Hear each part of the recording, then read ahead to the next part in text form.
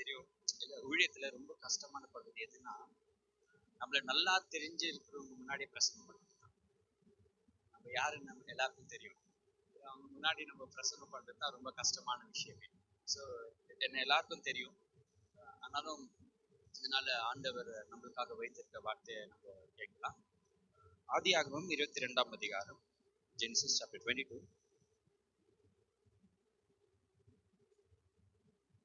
verses 1 to 14. ஒன்றாம் வசனத்திலிருந்து 14ஆம் வசனம் வாசிக்கலாம். ஆதியாகமம் 22ஆம் அதிகாரம் 1 to 14 வரை.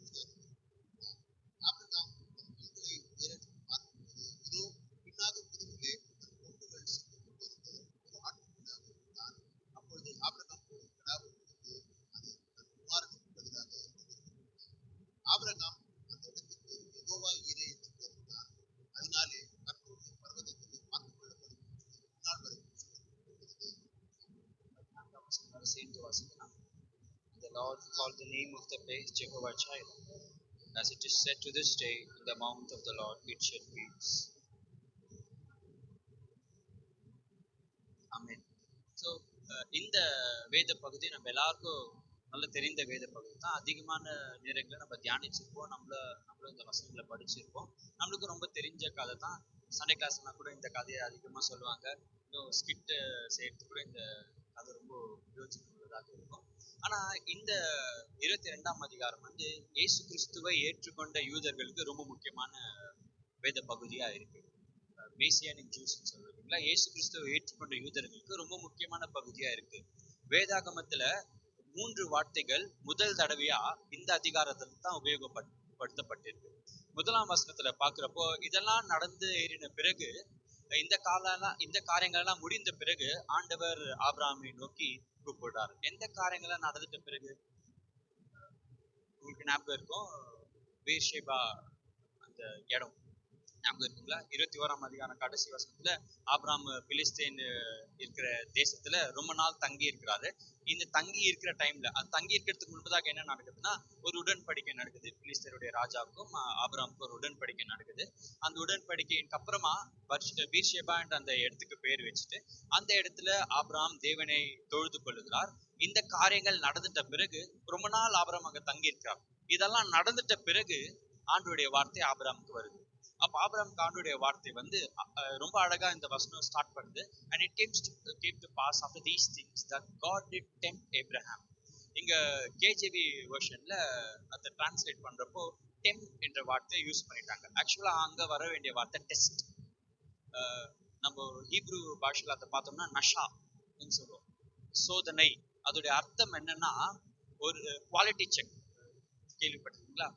ஒரு ஒரு காரியத்துடைய தன்மையை சோதிக்கிறதுக்காக ஏதோ ஒரு காரியத்தை தயாரிச்சுட்டு அது எவ்வளவு குவாலிட்டியா இருக்குன்னு நம்ம டெஸ்ட் பண்றோம்ல, அந்த குவாலிட்டி செக் என்ற வார்த்தை அங்க டெம்ப்ட் என்ற வார்த்தை இல்ல, அங்க டெஸ்ட் என்ற வார்த்தை.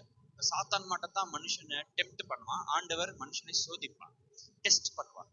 Okay, God will test and Satan will tempt. நம்ம யாக்கோபுல படிக்கிறப்ப ஆண்டவர் பொல்லாங்கினால் எந்த மனுஷனையும் சோதிக்க மாட்டார்னு வசனம் இருக்குல்ல.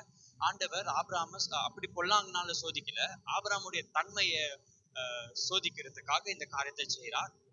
ஓகே, இந்த தன்மையை சோதிக்கிறது என்று நம்ம பார்த்துட்டு வரலாம். ஸோ நம்ம அதுக்கு அந்த டீட்டெயில்ஸ்ல லேட்டரா போகலாம். இந்த கதை நம்ம எல்லாருக்கும் தெரியும். ஆபிரகாமுக்கு ஒரே ஒரு புள்ள, ஆண்டவர் அந்த புள்ளைய வந்து பலி செலுத்துன்னு கேட்கிறாரு. ஆபிரகாமும் எந்த விதமான மாற்று கருத்து இல்லாம எடுத்துட்டு போயிட்டு அந்த பிள்ளையை பலி செலுத்துறாரு. பலி செலுத்துறதுக்கு போகிறப்போ ஆண்டோடைய சத்தம் வானத்துல இருந்து வருது. ஒரு தூதனானவர், உன் பிள்ளை ஆண்டான் மேல் கையை போடாதே, நீ உங்களுடைய ஏகசுதனன்னு பாராம எனக்காக பலி செலுத்தின இல்லையா, நீ பிள்ளையாண்டான் மேல் கையை போடாதுன்றார். அந்த இடத்துல பார்த்தா அங்க ஒரு புதரில் ஒரு ஆடு இருக்கு. அந்த ஆடு எடுத்துட்டு வந்து ஆபிரகாம் அங்க ஒரு பலிபீடத்து மேல பலி செலுத்திட்டு அந்த இடத்துக்கு எகோவா ஈரேன்னு பேர் வைக்கிறாரு. இதுக்கப்புறமா பலி செலுத்திட்ட பிறகு திரும்பி ஆண்டுடைய வார்த்தை ஆபிரகாமுக்கு வந்து, நான் உன்னை ஆசீர்வதிப்பேன், ஆசீர்வாதத்தோடு இந்த அதிகாரம் முடியுது. அதுக்கப்புறம் ஆபிரகாமுடைய சந்ததிகளை குறித்தான காரியம் இருக்கு. ஸோ இவ்வளவுதானே நம்ம இந்த அதிகாரத்துல பார்த்தோம்னா இல்லை, எதுக்குன்னா அதிகமா இந்த விஷயத்துல இந்த அதிகாரத்துல இருக்கு. ஆபிரகாம் சோதிக்கப்படுகிற நேரத்துல ஆபிரகாம் எந்த விஷயமும் சொல்லாம 7ஆம் வசனத்தை வாசிக்கலாமா?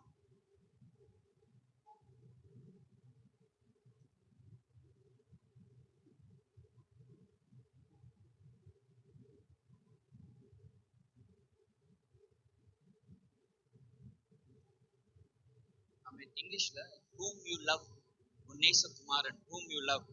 முழு பைபிள்ல லவ், நேசம் என்ற வார்த்தை ஃபர்ஸ்ட் டைம் தான் வருது. 22ஆம் அதிகாரத்துல தான் முதல் தடவையா வருது.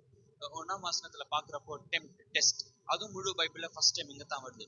இப்போ பைபிள் ரிசர்ச்சர்ஸ் பிரகாரம் பார்த்தோம்னா முதல் தடவையா வேதாங்கமத்துல எந்த வார்த்தைனா வந்துச்சுன்னா அந்த வார்த்தைக்கு நிறைய சிக்னிபிகன்ஸ் இருக்கு, அதோடைய அர்த்தம் வேற, அது ரொம்ப இம்பார்ட்டன்டான காரியம்னு சொல்லப்பட்டிருக்கு. இங்க ஆபிரகாம் தன்னுடைய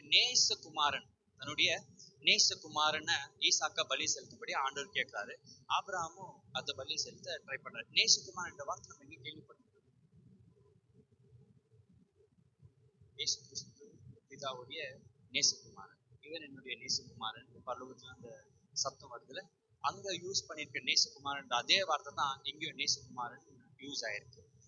ஆண்டவர் ஆபிரகாம உன்னுடைய நேசகுமாரனை எனக்காக பலி செலுத்துன்னு கேட்கிறப்போ, சர்வாங்க தகன பலி செலுத்துன்னு கேட்கிறப்போ ஆபிரகாம் எந்த மாற்று கருத்தும் இல்லாம சாரால் கிட்ட கூட சொல்லணும். ஆபிரகாம் அப்படியே ஈசாக்க கூட்டிட்டு போறாரு.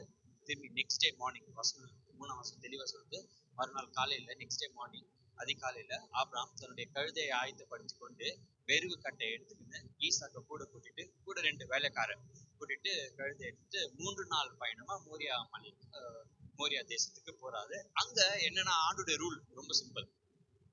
நான் மோரியா தேசத்துக்கு வர சொன்னேன், நான் காட்டுகிற இடத்துல தான் நீ ஈசாக்க பலி செலுத்தணும்.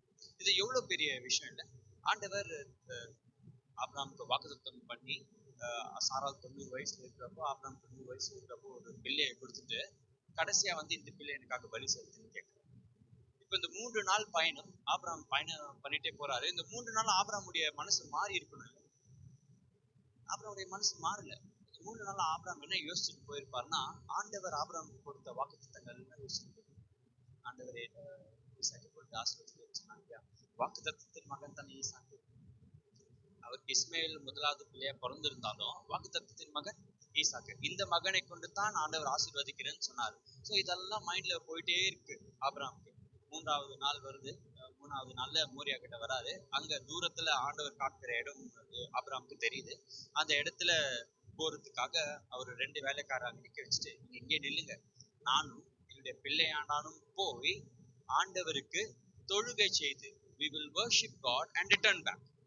திரும்பி வருவோம், திரும்பி வருவோம். I and my son will return back. அங்க ஆபிரகாமுடைய நம்பிக்கை விசுவாசம் ரொம்ப தெளிவா தெரியுது. நாங்க போயிட்டு அங்க ஆண்டவர் ஆராதனை செஞ்சுட்டு திரும்பி வருவோம். இந்த அதிகாரத்துல ஆராதனை என்ற வார்த்தை முதல் முறையாக வேதாகமத்தில் இந்த அதிகாரத்துல தான் யூஸ் பண்ணப்பட்டிருக்கு. இங்க வர்ஷிப், தொழுகை, இந்த வார்த்தையுடைய அர்த்தம் என்னன்னா ஹீப்ரு மொழியில நிஷ்சாட்சாத்வா. திரும்பி சொல்லுங்க, நிஷ்சாட்சாத்வா சொல்லுங்க. ஸோ நீங்க இன்னைக்கு சர்ச் போய் என்ன கத்துக்கிட்டீங்க? நிஷ்சாட்சாத்வா. நிஷ்சாட்சாத்வா என்ற வார்த்தை வந்து ஒரே ஒரு தடவை தான் வேதாகமத்தில் யூஸ் பண்ணப்பட்டிருக்கு. அது இந்த இடத்துல மட்டும்தான். வர்ஷிப், இந்த இடத்துல ஆபிரகாம் சொல்லுகிற வர்ஷிப் என்னன்னா, ஆண்டவர் ஆபிரகாம் வந்து நீ உன்னுடைய பிள்ளைய பலி செலுத்துன்னு கேட்டாரு.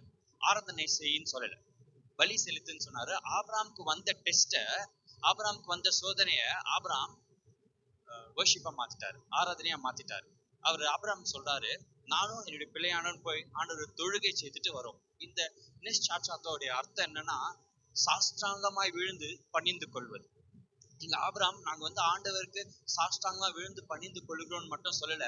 நிஷ்சாட்சாத்தோட இன்னும் முழுமையான அர்த்தம் என்னன்னா, அவர் மட்டுமே தேவன் என்று அறிந்து, அவர் மட்டுமே சர்வ வல்லவர் என்று அறிந்து, அவர் மட்டுமே எல்லாவற்றுக்கும் போதுமானவர் என்று அறிந்து, அவருக்கு முன்பதாக சாஷ்டாங்கமாய் விழுந்து பணிந்து கொள்வது.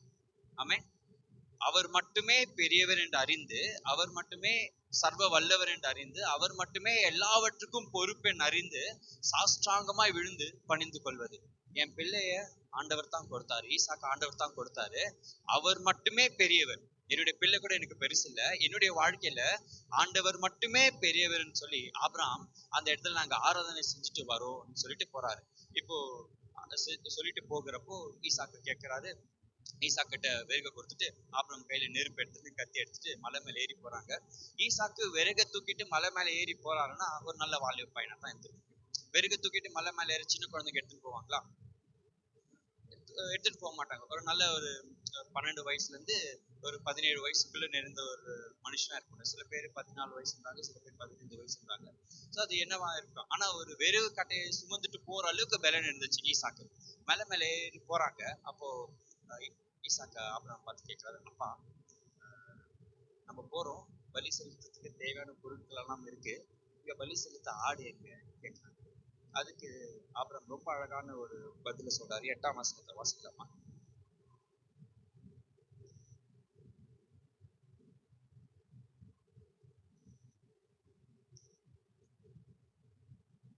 தேவன் தமக்கு தகன பலிக்கான ஆடை பார்த்து கொள்வார். தேவன் தமக்கு தகன பலியான ஆடை பார்த்து கொள்வார். இந்த ஃப்ரேஸ்க்கு 2 அர்த்தம். ஒன்னு வந்து ஆண்டவரே அந்த அந்த மோரியா மலையில அவரே போய் ஒரு ஆடு எடுத்துன்னு வந்து நம்ம கீழே கொடுத்துட்டு இந்த பலி செலுத்துன்னு சொல்லுவாரு. அல்லது ஆண்டவரே ஆட்டுக்குட்டியா மாறி அங்க பலியாவார். இதுக்கான 2 அர்த்தம். ஒண்ணு, ஆண்டவரே போய் ஒரு ஆட்டுக்குட்டி எடுத்துட்டு வந்து பலி செலுத்துன்னு சொல்வார். அல்லது ஆண்டவரே அந்த இடத்துல ஆடா மாறி பலியாவார். இது 2 நிறைவேறுச்சு. அன்னைக்கு ஆபிரகாமுக்கு ஒரு ஆடு ஆண்டவர் கொடுத்து அங்க பலி செலுத்த சொன்னார். 2000 வருஷத்துக்கு அப்புறமா அதே இடத்துல ஆண்டவரே ஆட்டுக்குட்டியா மாறி பலியானார். அன்னைக்கு ஆபிரகாம் சொன்ன அந்த 2 வார்த்தைகளும் ஈசாக்கு அப்படியே ஏற்றுக்கின்னு போறாரு. அங்க போய் ஆண்டவர் காட்டுகிற இடம் வருது. அந்த இடத்துல பலிபீடத்தை கட்டி கட்டெல்லாம் வச்சுட்டு இப்போ பலி செலுத்துறதுக்கு ஆடு வேணும். அப்போ ஆபிரகாம் ஈசாக்க கட்டி அங்க பலிபீடத்தை மேல கட்டுறாரு. இங்க நம்ம ஈசாக்கு வந்து ஒரு நல்ல வாலிப பையன், அந்த கேள்வி கேட்கிற அளவுக்கு வளர்ந்துருக்கிற பையன். அப்பா ஈசாக்க கட்டி பலிபீடத்தை மேல கட்டுறப்போ ஈசாக்கு கோபம் வந்துருக்குனால அவர் கேட்டது கேள்வி கேட்டது, ஏன்பா என்ன பலி செலுத்து? இந்த கிடியன் வந்து நம்ம வீட்டு பைபிள் கிளாஸ் சொன்னாங்க. அந்த இடத்துல ஈசாக்கு இடத்துல நானா இருந்ததுன்னா நானே எங்க அப்பாவை கட்டி கட்டிட்டு இருப்பேன். அப்படி ஈசாக்கு அதெல்லாம் பண்ணல. நீ தான் இப்ப உன்னதாப்பா பலி செலுத்துறோம் ஆபிரகாம் சொன்ன உடனே ஈசாக்கு மனப்பூர்வமா ஏற்றுக்கொண்டார். ஈசாக்கு மனப்பூர்வமா ஏற்றுக்கொண்டார். இது போலவே இன்னொரு விஷயம் நடந்தது வேதாந்தத்துல. பிதாவாகிய தேவன் யாரை அனுப்புவேன்னு கேட்கிறப்போ இயேசு கிறிஸ்து மனப்பூர்வமா முன்ன வந்து நான் போறேன்னு சொல்லுவார். அந்த இடத்துல ஈசாக்க பலிபீடத்து மேல கடத்திட்டு கத்தியை நோங்குறாரு. ஈசாக்க சர்வாங்க தகன பலியாக செலுத்த அந்த நேரத்துல வானத்துல இருந்து தேவதூதனான ஒரு சத்தத்தோடு பிள்ளையாண்டான் மேல் கையை போடாதேன்னு சொல்றாரு. பிள்ளையாண்டான் மேல் கையை போடாதேன்னு சொல்லிட்டு வாசிக்கலாம். 10ஆம் வசனம், 11ஆம் வசனம், 12ஆம் வசனம்.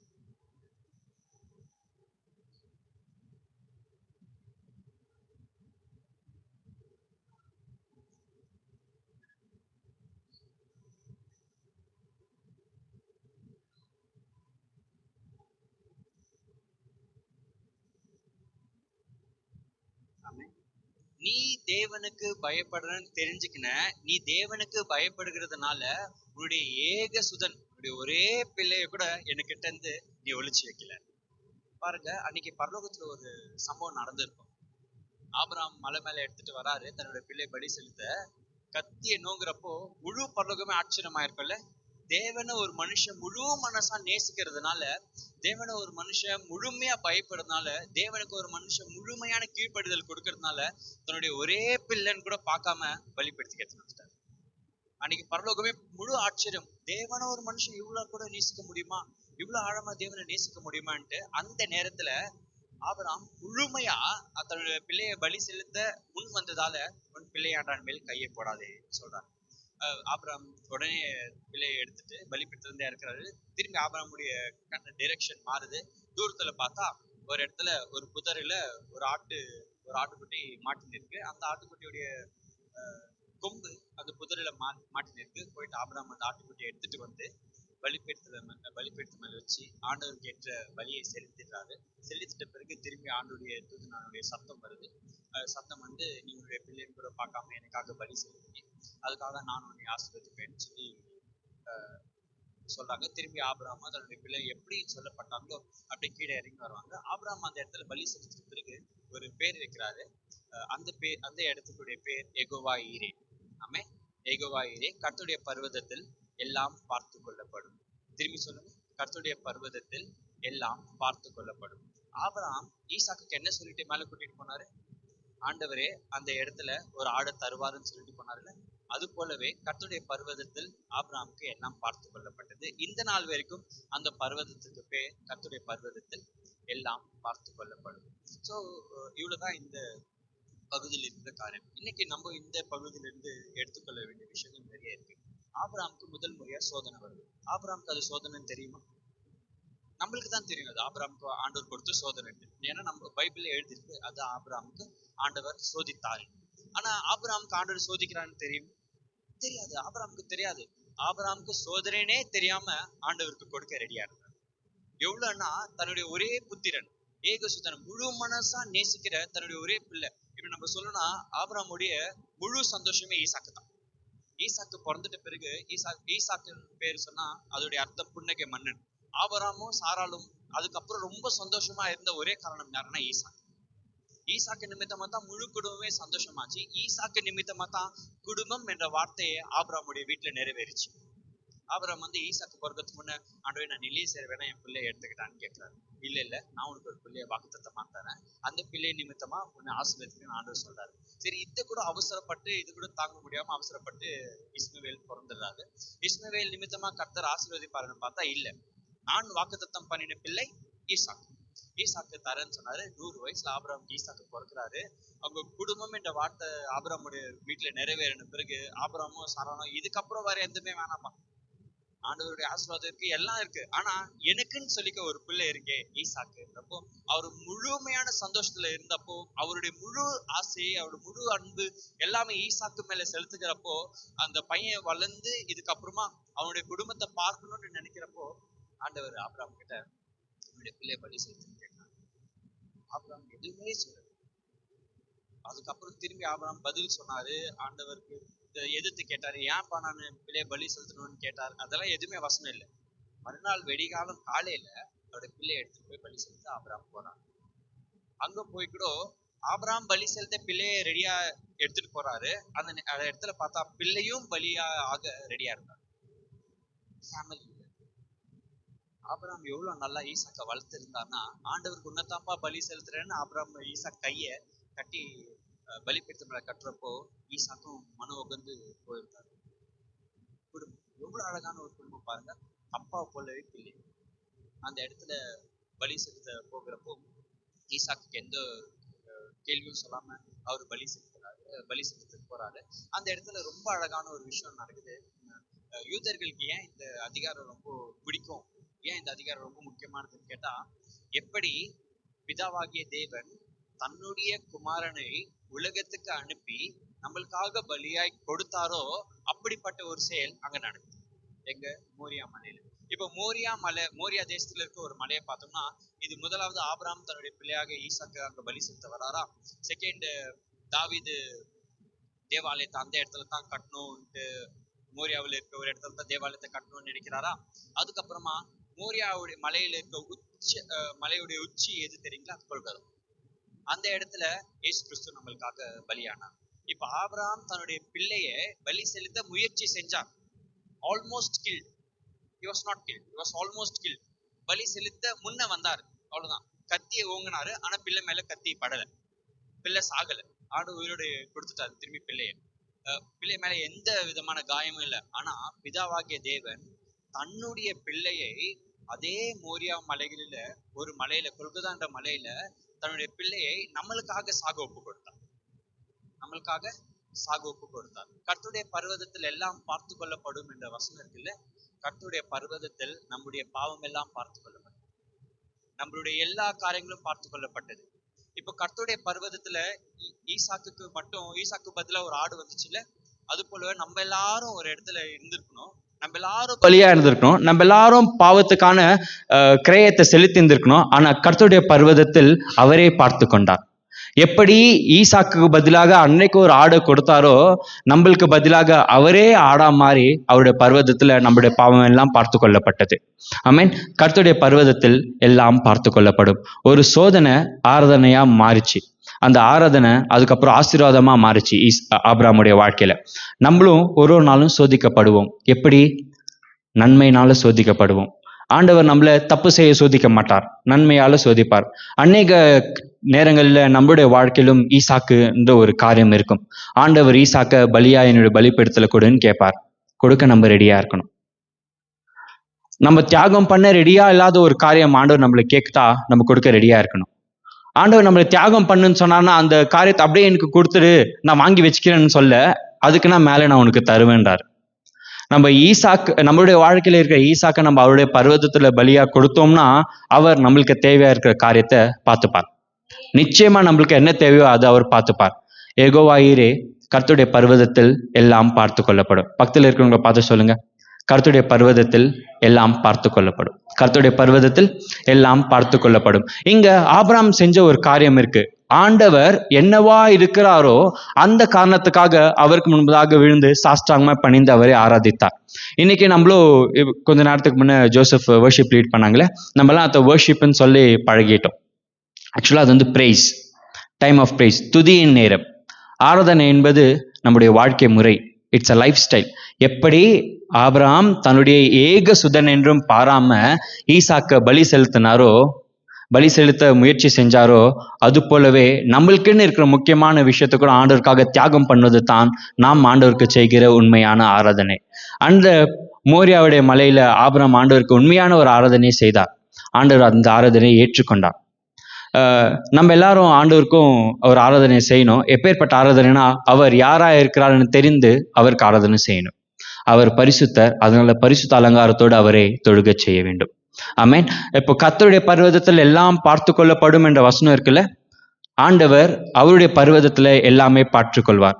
ஒருவேளை நீங்க ரொம்ப பலவீனமா இருந்தா அவர் யார் என்று அறிந்து கொள்ளுங்க. அவரே உங்களுடைய யெகோவா ராஃபாவா இருக்கிறார். உங்களுடைய பலவீனங்கள் எல்லாம் அவர் நிறைவுபடுத்துவராக இருக்கிறார். உங்களை பலப்படுத்துகிற தேவனா இருக்கிறார். பூரண சுகத்தை கொடுக்கிற தேவனா இருக்கிறார். ஒருவேளை சமாதானம் இல்லாம இருக்குது, என்னுடைய குடும்பத்துல சமாதானமே இல்லை, நான் என்ன பண்றதுன்னு தெரியலையா, அவர் யெகோவா ஷம்மாவா இருக்கிறார். உங்களுக்கு சமாதானத்தை கொடுக்கிற தேவனா இருக்கிறார். அவர் யார் என்று அறிந்து கொள்ளலாம். நான் பரிசுத்தமா வாழ முயற்சி செஞ்சுட்டு இருக்கேன், என்னால பரிசுத்தமா வாழ முடியல நீங்க நினைக்கிறீங்களா? அவர் யெகோவா மெகதீஸா இருக்கிறார். அவர் நம்மளை பரிசுத்தப்படுத்துகிற தேவன்.